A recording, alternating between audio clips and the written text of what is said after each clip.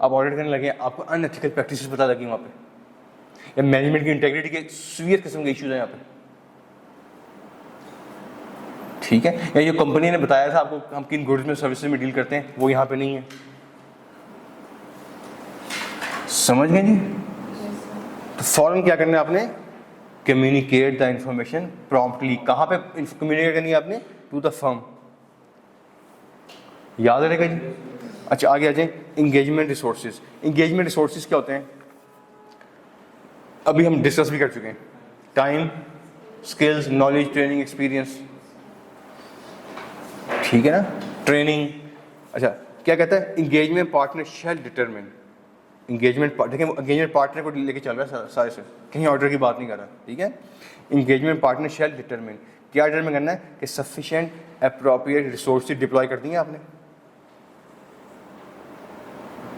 ये तो नहीं है कि 15 लोग चाहिए थे ऑडिट के लिए, आपने 5 भिजवा दिए, या आपको सीनियर लेवल का स्टाफ चाहिए, जूनियर भिजवा दिए, ठीक है। तो क्या कहता है, कैसी टीम होनी चाहिए, उस टीम के पास सफिशिएंट अप्रोप्रिएट रिसोर्सेज होने चाहिए। समझ गए जी? याद रहेगा। आगे पॉइंट नंबर 2 में, जहां पे आपको लगे एंगेजमेंट टीम की एक्सपर्टीज थोड़ी सी कम है किसी पर्टिकुलर एरिया में, वहां पे क्या करें, एक्सपर्ट हायर करें। वहां पे क्या करें,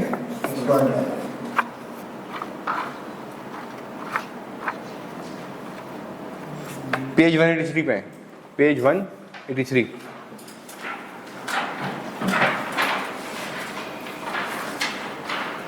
चैप्टर नंबर 12, नई वाली बुक है। आगे जी, इसमें आपको याद है पॉइंट नंबर 1 में हमने पढ़ा था using the work of internal auditor 610, कुछ दिन पहले मैंने पढ़ाया आपको।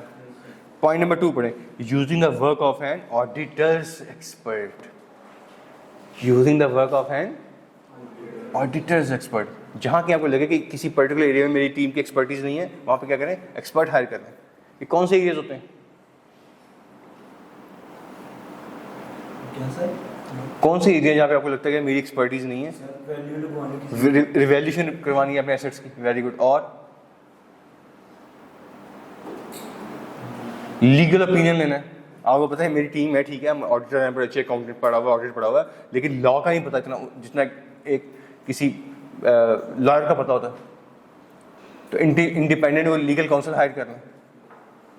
और स्टॉक है, स्टॉक वैल्यूएशन है, आपको नहीं पता मिनरल्स कितने हैं यहाँ पे, आपको नहीं पता ऑयल में कितना वेल है, आपको नहीं पता कौन से कितना के केमिकल्स पड़े हुए, केमिस्ट हायर करना पड़ जाता है, आपको एक्चुअरियल वैल्यूएशन हायर कर लेनी पड़ जाती है। दफा एक्चुअरियल वैल्यूएशन का पता है आप लोगों को, स्टैंडर्ड है मगर वो 19 नंबर स्टैंडर्ड है अकाउंटिंग में। एक्चुअल वैल्यूएशन क्या होती है कि जब आपने ग्रेचुटी का वर्ड सुना हुआ, ग्रेचुटी, ग्रेचुटी क्या होती है कि आपने रिटायरमेंट के बाद, पोस्ट रिटायरमेंट प्लान है ना, कि रिटायरमेंट के बाद आपने किसी बंदे को, अपने एम्प्लॉय को कुछ अमाउंट पे करनी है, वो कितनी पड़नी है, एज पर एग्रीमेंट करनी है, ठीक है। फॉर एग्जांपल एक एम्प्लॉय हमारा मिस्टर ए अभी 28 साल का है, इसने 60 साल की उम्र रिटायर होना है 32 ईयर्स के बाद, तो 32 ईयर्स के बाद तो कितने पैसे देंगे, एक एस्टिमेट है ना, इसकी उस टाइम पे सैलरी क्या होगी, उस टाइम पे मार्केट रेट क्या होगा, हम इसके पैसे हमारे पास पड़े, हम कहीं इन्वेस्ट करेंगे, उस समय कितने रिटर्न आएंगे, तो सारी वैल्यूएशन है ना। इसके लिए एक्सपर्ट होता है, उसे कहते हैं एक्चुरी। क्या बोलते हैं, एक्चुरी, ठीक है। और एक्चुअल वैल्यूएशन एक अमेरिकन डिग्री है, हमारे नौमान एसोसिएट्स हैं कराची में, वो करते हैं। परवेज मुशर्रफ का बेटा था बिलाल मुशर्रफ, वो एक्चुअली था, ठीक है जी। तो एक्चुअली वैल्यूएशन की आपको सर्विसेज लेनी पड़ती हैं। तो ये सब क्या है, एक्सपर्ट्स, ये सब क्या है जी, याद रहेगा, पक्की बात है। चले, जहाँ कहीं आपको लगे कि टीम किसी जगह से लैग कर रही है, वहाँ पे क्या करें, एक्सपर्टीज हायर कर लें, ठीक है जी।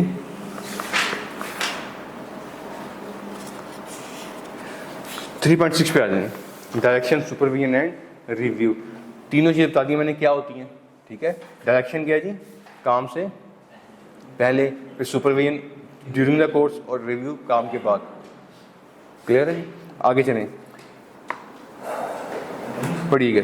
The engagement partner shall take responsibility for the direction and supervision of the members of the engagement team and the review of their work, उसकी जिम्मेदारी है।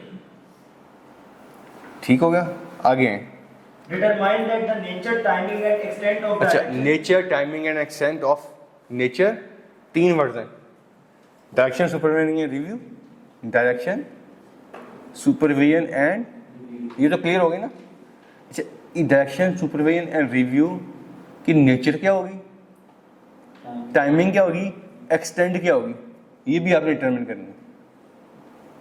ये भी आपने, नेचर का मतलब क्या है कि कैसे काम चेक करेंगे आप, टाइमिंग कब करेंगे, एक्सटेंड कितना करेंगे, कितना रिव्यू करना। समझ गए? मेरे पास बीइंग ए पार्टनर फाइल जाती है रिव्यू के लिए, तो मैं देखता हूँ अच्छा अब फाइल में 50 सेक्शन है, तो 50 के 50 हेड्स को, एजर्शंस को मैं इतना एक जैसा टाइम नहीं होता। इंटरटेनमेंट एक्सपेंस है, मैं कहता हूँ ठीक है यार इसको छोड़ते हैं, आगे चलते हैं। हाँ, मेजर एक्सपेंस में मैं अपने एनर्जी लगाता हूँ, मेजर एरियाज में एनर्जी लगाता हूँ। ठीक है, तो आपने देखना है किस एरिया में मैंने कितना रिव्यू करना है, कितनी सुपरविजन करनी है। समझ गए जी? आगे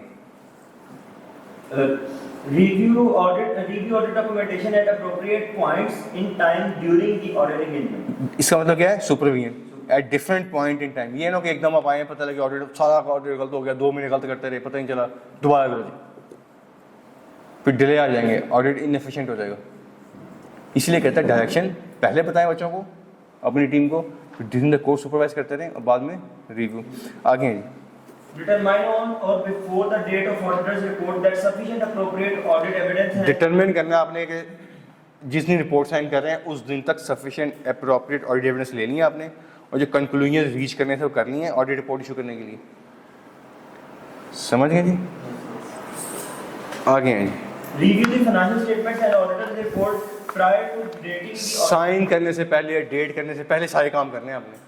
आपकी जिम्मेदारी देखेंगे इसका रिव्यू हो गया है, इससे पहले कि मैं रिपोर्ट साइन कर दूं। ये पॉसिबल नहीं कि आप रिपोर्ट साइन करते रिव्यू बाद में उतरेगा। रिव्यू करना किस लिए? फिर रिव्यू करना इसलिए अगर कोई चीज़ गलत है, कुछ काम कम रह गया, कोई एरिया अनअटेंडेड रह गया, कोई रिस्क पहले था आइडेंटिफाई नहीं कर सके, बाद में अराइज हो गया, उनका क्या करना है आपने? रिपोर्ट ठीक जा रही है, प्रोसीजर परफॉर्म हो रहे हैं, ये इसलिए रिव्यू करना था ना। ये रिव्यू करेंगे तो फिर क्या होगा, फिर रिपोर्ट साइन करेंगे। समझ गए? और ये किसने करना है रिव्यू? पार्टनर ने, क्योंकि अल्टीमेट जिम्मेदार कौन है? पार्टनर। और रिपोर्ट किसने साइन करनी है? पार्टनर ने। ठीक है, आगे हैं जी। Review prior to their issuance formal written communication to management those charged with governance or ठीक है, regulatory. पढ़ा हुआ है मैनेजमेंट लेटर, कम्युनिकेशन टू दो चार्ज विद, कैसे करते हैं? ये मसले हैं जी रिपोर्ट में, ये सिस्टम में इश्यूज निकले हैं, पढ़ा ना, लेटर ऑफ वीकनेसेस, उसको भी रिव्यू कर लें। हम ऑडिट रिपोर्ट इशू करते हैं ना, और साथ क्या करते हैं? मैनेजमेंट लेटर इशू करते हैं। तो कहते हैं मैनेजमेंट लेटर को भी आप पढ़ लें। कोई क्वेश्चन, कोई मसला? पक्की बात है, ये समझ आ रही है? आगे कंसल्टेशन हमने डिस्कस कर लिया, इसको स्पीडीली हम गो थ्रू करते हैं। क्या कहते हैं? एंगेजमेंट पार्टनर शेल टेक, जी पढ़िएगा। Take responsibility for the engagement team undertaking consultation on difficult and contentious matter, difficult and contentious matter. ठीक है, छोटे मोटे मसले पे तो कंसल्टेशन नहीं जाएंगे, कब जाएंगे? तो बड़ा मसला होगा, तो देखें सब बड़े मसलों पे आपने कंसल्टेशन ले ली है, और इसकी प्रॉपर पॉलिसीज होती हैं। मैंने पॉलिसी किया है, फर्म्स पॉलिसीज, मैंने कहा पूरी डिलॉयट की पॉलिसी बताइए कंसल्टेशन क्या है, उसी को अडॉप्ट कर लें। कम भाई सबकी ऐसी होती हैं। ठीक हो गया? चलें जी। other matter that is the engagement partner professional judgment require consultation, ऐसे मैटर जिस पे टीम ने तो नहीं की कंसल्टेशन, ये टीम उस तक पहुंची नहीं, आपको पता है बीइंग ए पार्टनर कि यहाँ पे भी कंसल्टेशन नहीं चाहिए, तो आप वहाँ पे भी कंसल्टेशन लें। नेक्स्ट पे है जी। Determine that members of the engagement team have undertaken the appropriate consultation during the audit engagement, both within the engagement team and between the engagement team and other others at the appropriate level with in outside, कहते हैं एक तो with in team भी engagement consultation ली गई है, वो consult किससे करेंगे, ज़रा अपने से सीनियर लेवल से करेंगे, ऐसे ही है ना। और others outside the firm, outside की मैंने एग्जांपल दे दी है कि आप अपने दूसरे पार्टनर से पूछ लेते हैं, अपने हेड ऑफिस से पूछ लेते हैं, कंटेनर वाइज ऑफिस से पूछ लेते हैं, रेगुलेटर से पूछ लेते हैं, दूसरी फर्म से पूछ लेते हैं। कंसल्टेशन है, इसके बगैर ना चलें आगे। चलें जी, So ये both within the engagement team and ये है ना विद इन एंगेजमेंट टीम। मैंने नियाग्रा में इसका ऑडिट करें, मैंने आप सारी को एज टीम भिजवा दिया, तो विद इन टीम भी जूनियर सीनियर से करे, सीनियर सेमी सीनियर से करे, सेमी सीनियर पार्टनर से कर रहा है, मैनेजर, ये होगी विद इन टीम। अगर विद इन टीम मसला हल नहीं हो रहा तो आपसे, ठीक है, हम दूसरे पार्टनर से पूछ लें, तीसरे पार्टनर से पूछ लें, मसला हल नहीं हुआ, अब पाकिस्तान लेवल पे हेड ऑफिस है उससे पूछ लें, एशिया लेवल पे हेड ऑफिस है, वर्ल्ड वाइड हेड ऑफिस है, मसला हल नहीं, रेगुलेटर से पूछ लें, आई कैप से पूछ लें, इंस्टीट्यूट की टेक्निकल कमेटी है, आई कैप की टेक्निकल कमेटी है, वो ऑडिटिंग की और अकाउंटिंग की टेक्निकल जो है आपके गाइडलाइंस इशू करते हैं फिर, ठीक है, क्लियर है जी। आगे हैं, determine that the nature and scope of and conclusions resulting from such consultation are agreed with party consulted and ठीक है जी, जिनसे कंसल्टेशन लिया उनके साथ एग्री भी कर रहे हैं, एंड आखिर में क्या कहता है, determine that conclusion agreed have been implemented. ये ना कंसल्टेशन लेके फिर छोड़ोगे, ठीक है। जैसे पेपर में क्वेश्चन आया कि आप कंसल्ट करने गए हैं, कंसल्टेशन से रिलेटेड क्या चीज़ डॉक्यूमेंट करेंगे, कंसल्टेशन से रिलेटेड आपने कंसल्टेशन ली, डॉक्यूमेंट करेंगे, डॉक्यूमेंट करेंगे, जाहिर करेंगे। आपने बता देखे पार्टनर पूछते पर कंसल्टेशन ली थी, जस्ट सोचो मैं पार्टनर हूँ आपका, मैं आपका रिव्यू करने आया काम का, एक सीरियस मैटर है, मैं कहता हूँ कंसल्टेशन ली थी, आप क्या कहेंगे, जैसे ली थी, मेरे दिखाओ, तो क्या दिखाएंगे अगर डॉक्यूमेंट नहीं किया होगा, अगर डॉक्यूमेंट नहीं किया होगा तो हंस के दिखा सकेंगे मुझे, बस मुझे नहीं समझ आएगी कि क्या कंसल्ट, ठीक है। तो उसकी डॉक्यूमेंटेशन क्या होती है, आप एक कंसल्टेशन डॉक्यूमेंट लाया होता है कि हमने कंसल्टेशन की है, क्वेश्चन क्या प्रॉब्लम था हमें, क्यों कंसल्टेशन की जरूरत महसूस हुई हमें, किससे कंसल्ट किया, उसका डेजिग्नेशन क्या है, ठीक है, और क्या मैटर कंसल्ट हुआ हमारा, उसके साइन ले लें, आपके साइन। अब जब मैं आपसे पूछूंगा कि कंसल्टेशन ली थी, आप मुझे ये डॉक्यूमेंट कहेंगे, ये देखें ये डॉक्यूमेंट है, हमने कंसल्ट किया, समझ गए। हम डिलॉइट में जब पढ़ते थे ना, मैं डिलॉइट की, खैर मैं उसका मार्केटिंग मैनेजर नहीं हूँ, मैं उसको प्रमोट नहीं कर रहा, अब तो खैर वैसे डिलॉइट पाकिस्तान चली गई है, पाकिस्तान से चली गई है, तो डिलॉइट का ना स्लोगन का मोटो कह लें वो था, no documentation means no work. No documentation means कि अगर स्टाफ ने डॉक्यूमेंट नहीं किया तो इसका मतलब उसमें काम ही नहीं। वो कसमें खाए अपने माँ बाप की, कुरान की कसमें खा ले, वो कोई नहीं मानेगा, नहीं आएगा, ठीक है। एक बच्चा आता है वो डॉक्यूमेंट लेके आता है, इसका मतलब कि इसने काम किया। No documentation means no work, और बड़ा करके लिखा होता है उसके एंट्रेंस पे, ठीक है जी, याद रहेगा।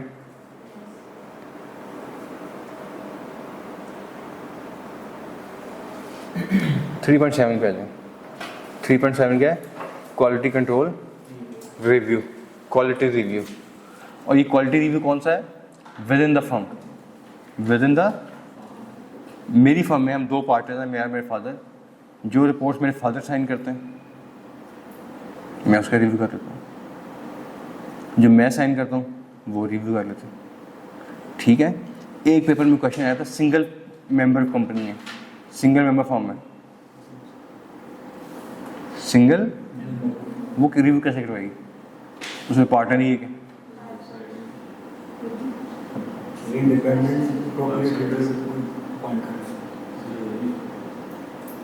जी। वो क्या करते हैं, रेसिप्रोकल अरेंजमेंट कर लेते हैं कुछ।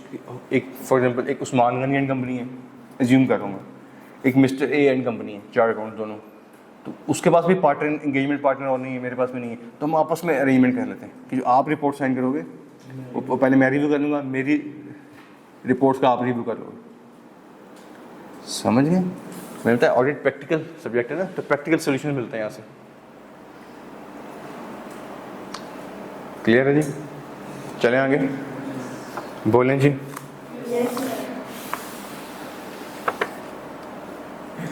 पढ़िएगा जी इसको। अच्छा, इससे पहले क्वालिटी कंट्रोल की बात हो रही है, क्वालिटी कंट्रोल रिव्यू की। क्वालिटी कंट्रोल किसने करना है? एक बंदा करेगा, ठीक है। इसको क्या बोलते हैं? Quality control reviewer. Quality control याद रहेगा। अच्छा, क्वालिटी कंट्रोल रिव्यूअर, जैसे हमारे ये 10वें पार्टनर हमारी क्वालिटी कंट्रोल रिव्यूअर थे, 10वें partner. Quality control review characteristics क्या होनी चाहिए कि इसके पास उतना ही नॉलेज होना चाहिए जितना इंगेजमेंट टीम के पार्टनर के पास है। इसको ऑडिटिंग प्रैक्टिस से पता हो, इसको स्टैंडर्ड भी आते हो, इसको एथिकल प्रिंसिपल के पता हो, इसको लॉ का भी पता हो, इसको नेचर ऑफ द एंटिटी भी पता हो जिसका ऑडिट हो रहा है, जिसका ऑडिट हो रहा है। प्रॉपर इस काबिल बंदा हो कि भी रिपोर्ट साइन कर सके, ठीक है, याद रहेगा। और अगली चीज क्या है कि इसका इस इंगेजमेंट टीम से, इस ऑडिट से कोई कंसर्न ना हो, कोई रिलेशनशिप ना हो, इसका इंडिपेंडेंट बैठा हो। ये ना हो कि जनाब पहले पूरा 4 महीने लगा के ऑडिट करता रहा, अब रिव्यू करने आ गया, तो सेल्फ रिव्यू थ्रेट आ जाएगा यहाँ पर, रिव्यूअर के लिए भी रिव्यू थ्रेट आ जाएगा ना। तो इसका कोई कनेक्शन ना हो इसके साथ, रिव्यूअर का इस क्लाइंट के साथ, इस एंगेजमेंट टीम के साथ, इस ऑडिट के साथ कोई कनेक्शन ना हो। और क्वालिफिकेशन क्या हो, कंपिटेंस क्या हो, पार्टनर लेवल की, ठीक है। ये ना हो कि आपने किसी फर्म के क्या जूनियर रिव्यू कर दो यार जरा, ये नहीं, ठीक हो गया। आए जल्दी से आए जिसमें For audit engagement for which an engagement quality review is required, the engagement partner shall determine that an engagement quality reviewer has been appointed. अच्छा, रिस्पॉन्सिबिलिटी किसकी अगेन? एंगेजमेंट पार्टनर की। क्या रिस्पॉन्सिबिलिटी है कि उसने देखना है कि ऑडिट शुरू करने से पहले क्या इसका रिव्यूअर अपॉइंट हो गया, याद रहेगा जी। उस रिव्यूअर से क्या करना है? कोऑपरेट करना है आपने। ये तो नहीं अपॉइंट हो गया बाद में उसको लिफ्ट नहीं करा रहे, आप उसको इन्फॉर्मेशन ही प्रोवाइड नहीं कर रहे, समझ गए? उससे क्योंकि कोऑपरेट किस लिए करना है? कोऑपरेट ताकि वहां काम का रिव्यू कर दे। रिव्यू कर देगा तो गलतियां किसी निकलेंगी, इसी की। हमारी गलती इससे पहले कि पब्लिक के सामने चली है, रेगुलेटर के सामने चली है, ICAP SCCP के सामने चली है, पहले क्या उसका इन हाउस रिव्यू हो जाए, उसका इन हाउस रिव्यू